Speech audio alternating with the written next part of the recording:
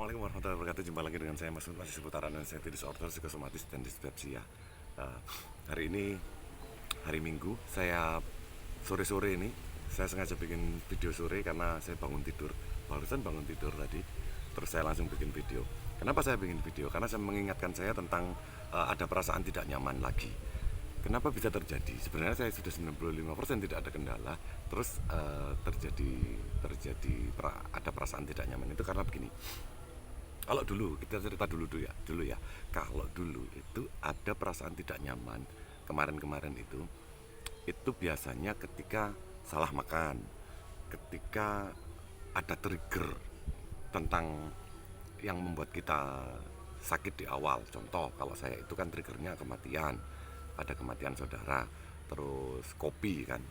Ya, kopi itu sangat sangat membuat saya trauma kan. Kopi itu, ketika saya minum kopi itu mesti otak itu secara otomatis, meskipun sudah saya lawan pun otak itu masih trauma.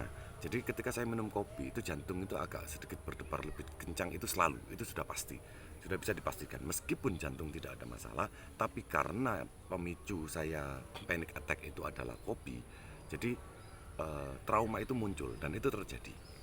Kalau dulu kan seperti itu. Kalau ini ketika sudah lama sudah semakin sembuh, itu biasanya di lebih ke kesalahan, umumnya kesalahan makan, kesalahan ini, kesalahan itu gitu kan, kesalahan tindakan, terutama kesalahan makan lah, yang paling utama itu kesalahan makan. Sedangkan saya sudah tahu kalau saya makan kacang itu pasti bisa dipastikan saya itu bakal reflux, panas, heartburn, reflux itu sudah bisa dipastikan seperti itu, karena lambung saya masih belum tawar dengan kacang. Tapi tetap saya lakukan sesekali, tapi nggak sampai menjadikan perasaan tidak nyaman, apalagi kecemas, tidak sampai seperti itu. Apapun tidak bisa menjadikan seperti itu. Jadi slow aja, karena sudah tahu cara penanganannya, sambal terus ke belakang pup dengan cair itu sudah biasa, sudah nggak jadi masalah. Tiba-tiba terjadi perasaan tidak nyaman, gara-gara apa? Gara-gara tadi saya itu hari Minggu itu kan selalu ke tempat saya herbal itu, saya selalu disuguhi dengan minuman telang itu dengan berbagai macam manfaatnya. Daun telang itu meredakan stres, memperlancar peredaran darah, terus pokoknya baik untuk otak dan pencernaan lah, teh telang itu. Dan saya ketagihan dengan teh telang tersebut.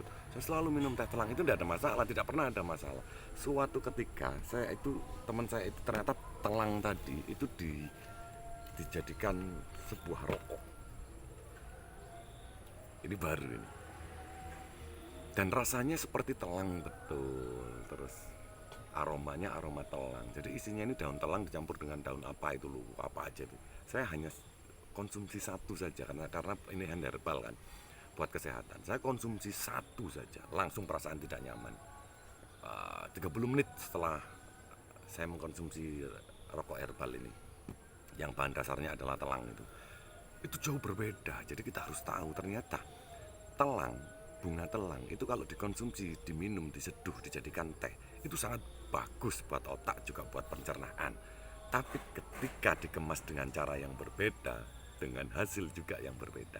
Tapi itu berimbas hanya berapa lama ya?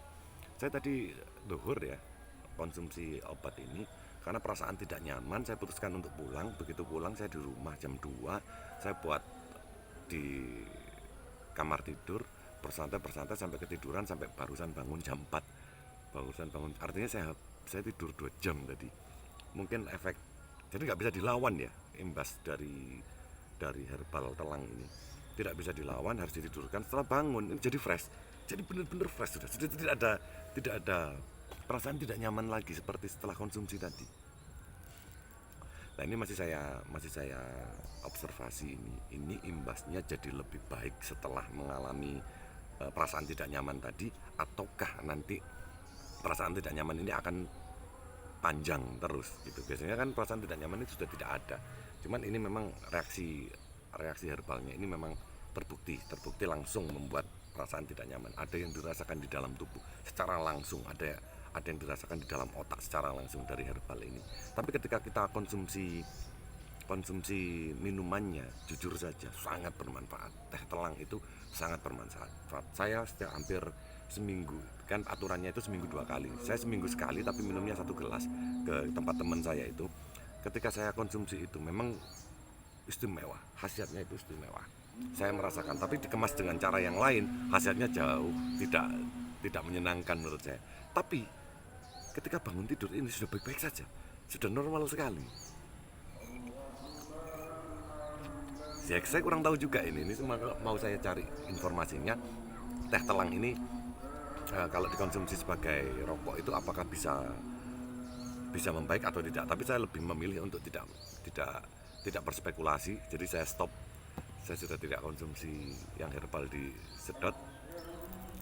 Mending tetap saya minum saja karena kita kan alumni dari anxiety disorder. Jadi ketika kita kena dengan sesuatu yang bisa membuat kita tidak nyaman, lebih-lebih bisa menjadikan anxiety disorder itu kambuh, lebih baik kita hindari.